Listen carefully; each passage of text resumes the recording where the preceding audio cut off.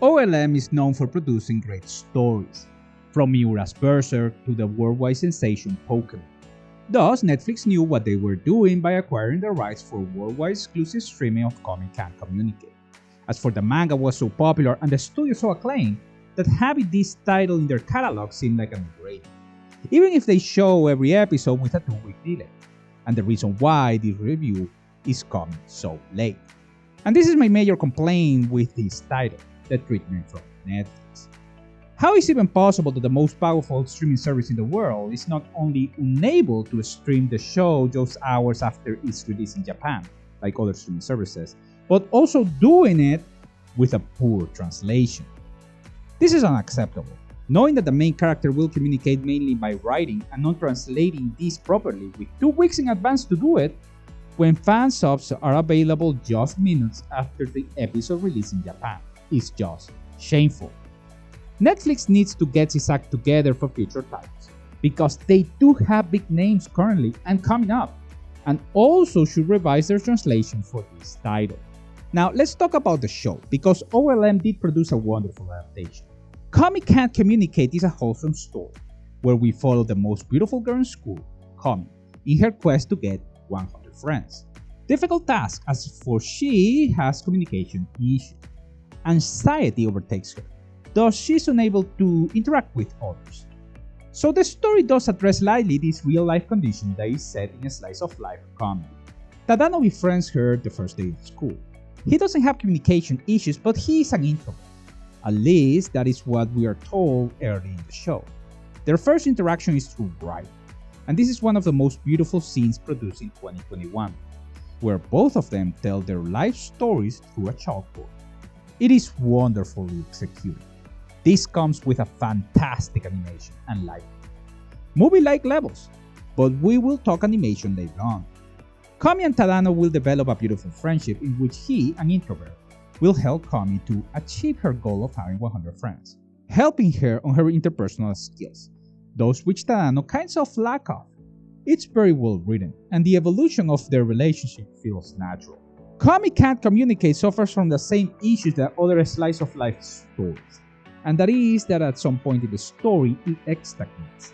It just stalls, as we are told stories that even if wholesome, they do not get anywhere. Now there is a reason for that, because once comic condition is resolved, then the story ends, right? The episodes are divided in short stories. Some of them might be as long as half of the episode. Others, just a few minutes. This means that even if the entire season runs for 12 episodes, you will get way more than 12 stories. Each of these stories have their own title. I am not going to complain about the missed opportunities to create consciousness about social anxiety, but there are some unusual sequences that they break the, let's say, harmony of a family-friendly show. And I am not talking about the stalking part, which doesn't make sense other than trying to be funny, but about the abrupt fan service and not so subtle sexual references that disrupts the pacing and are sprinkled across the show. Not to mention a very serious crime that happens early in the story, and it is addressed just as a game, even if the moral of that particular story and how Comi handles it is very impressive. We are introduced to a bunch of supporting characters. Almost every episode gets a new one, and still, even if by the end we have a huge cast of characters, there are others in the backgrounds that seem that will have their opportunity in the future. After all, her goal is to achieve 100 friends. The most relevant of a very colorful and diverse supporting cast are Najimi, Ren, Himiko, Nene, and Shuko. Comi's mother, who has become an absolute seasonal favorite, mainly because she is a grown-up, outspoken version of Comi. Animation-wise, I have to say that even though the first episode looks movie-level-like, as I said before, the rest of the show looks pretty average.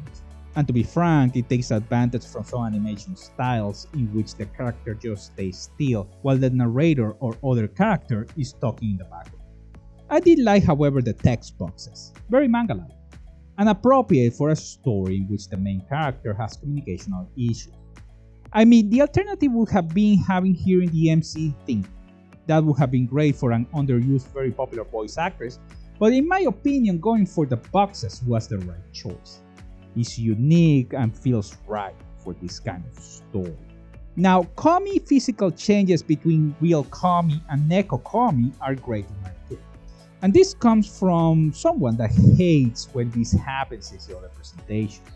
I still can't go over Tomoki in Heaven's Lost Property, but for Kami it works. So, how it works is that the real Kami appears when we are seeing the perspective from other characters, and Neko Kami appears when we are seeing it from comics. So it's a very well balanced mix, even if Neko Kami have more screen time. It feels weird at the beginning, but then it just becomes very fluent and special. The OST is one of the best of the season. It runs smoothly throughout the show, sometimes it's slow paced and romantic.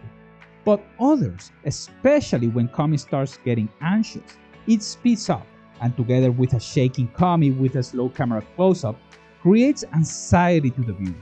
This is how it should be done. One of the best of Jun Watanabe, the sound director, if not the best, so far. The OP is not only one of the seasonal best, but also one of 2021 best, as it has made many of the rankings. It talks about the feelings of Tadano and Kami and their relationship, which evolve from small things in life that are usually overseen. Of course, the focus is Kami, and the lyrics speaks in first person, but you can feel that these words can come from either of them. This comes together with an outstanding animation. The ED is also pretty strong, a little bit more slow paced than the ED, and talks about Kami's experiences and what she wants for her life. A beautiful song that also is mixed with a very strong animation. Kami Can't Communicate was one of the highest anticipated titles for 2021 fall season, and in my opinion delivered in most of its counts. A wonderful, wholesome slice of life story with a huge cast and outstanding background. Some of its weaknesses include pace-breaking sequences that feels out of story, and other genre-specific issues. Plus, some generic animation takes some points out of a very strong title overall, being a 7 out of 10. With the Netflix version being a 4 because you will be missing half of the story. With its second season already announced for the spring season of this 2022, we won't have to wait long to see where Kami and Tadano go next. So, what do you think? Did you like Kami, the show? What is your opinion on the Netflix version? Let me know in the comment section down below. Guys, thank you all so much for watching. Like the video if you did. Subscribe to the channel if you haven't already. Join the Discord for free. The link is in the description section down below. And as always, I wish you all a wonderful day.